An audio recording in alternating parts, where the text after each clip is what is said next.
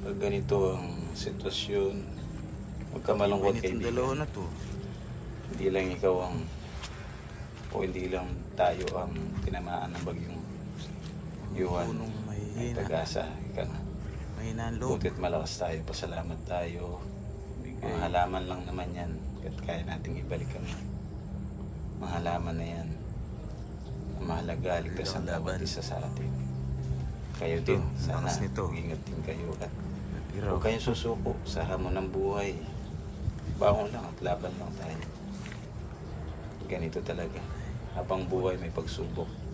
At pag may problema, mayroon ding sagot at lutas sa mga problema natin. Kaya huwag ka susuko, kaibigan. dami lilinisin.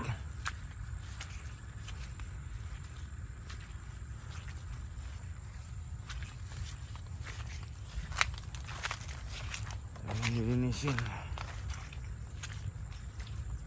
Nagkalat po ang mga buhal na puno ng saging natin. Sakit na bansi tapo. Hindi pa na tanggal. Sayang, daming ganyan. Hindi pa tumaba. Payat pa.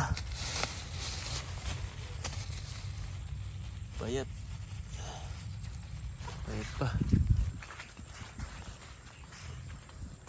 Kapon dito, medyo nalinis na natin dito.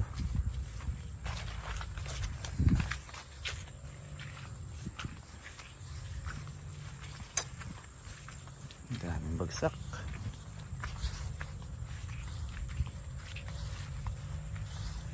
Dito may mga natira naman mga ilan-ilan. Pinagpuputol na namin kahapon yung iba. Bagsak. Mga peto. Mga bagong plastic lang to mga to.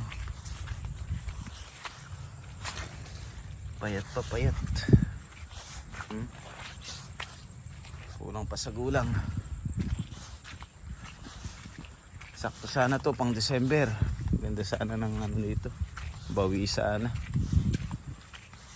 Rough estimate mga more than 400 k to yung estimate value.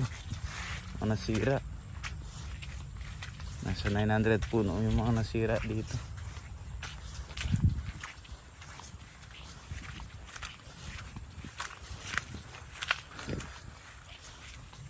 Dito marami din nasira dito sa loob.